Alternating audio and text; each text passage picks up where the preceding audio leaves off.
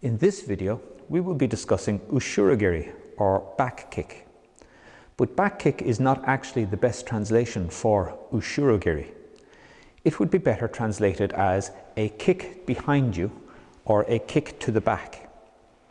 This is because it was originally intended to kick somebody behind us, rather than how it tends to be used, kicking somebody who is facing us. To teach back kick to beginners, we start from a natural stance. We lift the knee up to the front and we kick straight back, extending backwards, toes pointing down, then pull back and then step down. We want to lift the knee up as high as possible so that the foot is as close to being in line with the target as we can. If we don't lift the knee high enough, then what tends to happen is students come this way with their back kick. Lifting the knee up high, then we're extending directly back with the kick, then pull back and then down. Moving on from the standing back kick, we then get into movement and stepping with our back kick. But rather than stepping forward with a back kick, I believe that we should start by stepping backwards with our back kick. Therefore, from our front stance, we lift the front leg up, kick, back, down. Front leg up, kick, back, down. And this is a good way to introduce stepping back kick. Next, we may wish to turn to face the opponent after we execute the back kick. So therefore, starting from here, lift, kick, pull back, turn and face the opponent. Lift, kick, pull back and turn. This enables me to follow up with another technique after the back kick. So for example,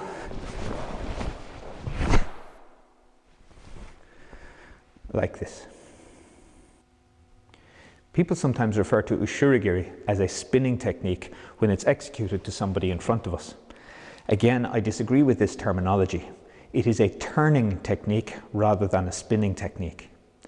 A spinning technique uses the circular movement of the spin to give power to the technique itself. So the technique tends to be a circular technique. Therefore, Ushiro-geri is a spinning technique. But if we are spinning while we are executing Ushiro-geri, which is a straight line technique, if we're spinning while we do it, then there is no guarantee that we're going to hit the target. What we want to do is turn first, then do the technique, and then turn again. So let me show that again from the side. From here, we turn, then kick, and then turn again. We are not spinning as we're doing the kick. We turn first, turn, kick, then turn again.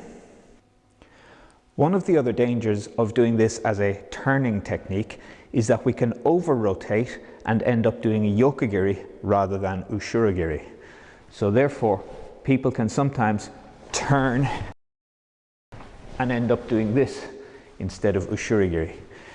If your technique ends up with your toes out to the side, then you have done yoke-geri. Body should be facing opposite to the opponent and the toes should be down as you're doing the kick. The hips should be square on, kicking this way when you're doing it, even if you're turning at the same time. So turn, kick, turn. When we do start teaching Ushiro-geri to the front with the turning technique, there are a number of different variations that instructors use to teach this to beginners.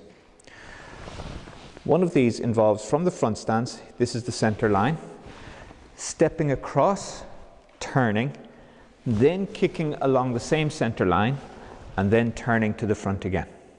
So each time we're doing the kick, we step first, and then we execute the kick. Another variation is from the front stance to lift the knee and turn at the same time. So we're pivoting on the supporting foot as we lift the knee. Then kick, back, and then step down again. This keeps us on the same center line each time we step.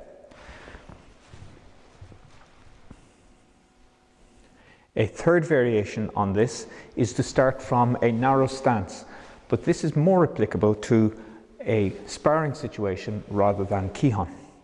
From the narrow stance, we can move directly to execute the kick. All of these variations are simply ways to help students understand the technique while they're learning it. As they progress, the technique will flow more naturally for them. Whichever version of the turning kick we do, what is important is to pivot on the ball of the foot on the front leg this way, here, rather than on the heel here. So lifting and turning at the same time, pivot on the ball of the foot, kick down, then turn and pivot on the heel of the same foot. As with all kicks, it is important that we get our body weight further forward than our supporting foot when we're making impact. Therefore, I don't want to be too close with my supporting foot, having my weight behind it when I kick, because as I drive into the kick, this will just drive my body weight back this way. I would rather be further forward and reaching in like this, because then all of my power is driven into the opponent. Therefore, the kick is more in this way.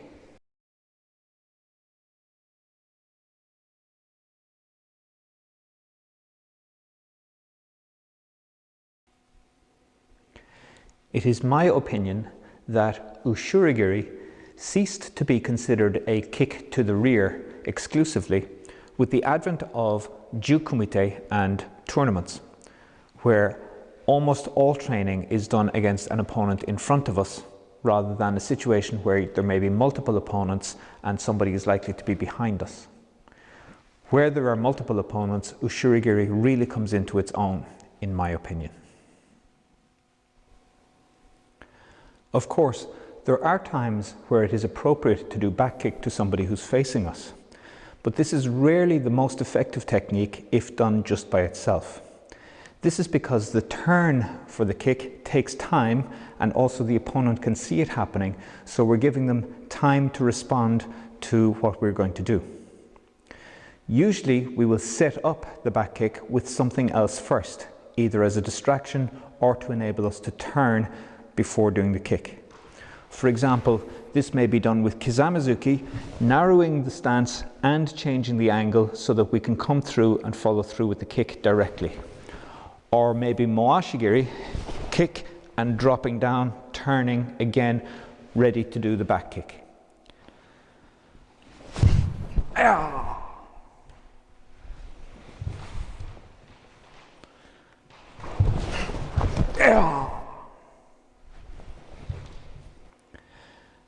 Another reason why it may be effective to do Ushiro-geri to an opponent facing us is if they are circling around us trying to gain an advantage for themselves.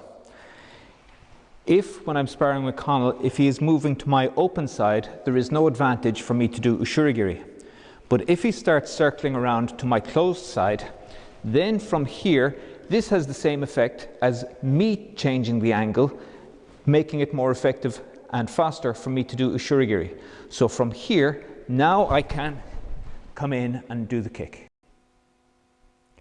You will see that, in my opinion, Ushiro-geri is best done either to somebody who is already behind you, or that you have changed the angle so that they are effectively behind you before you execute the kick.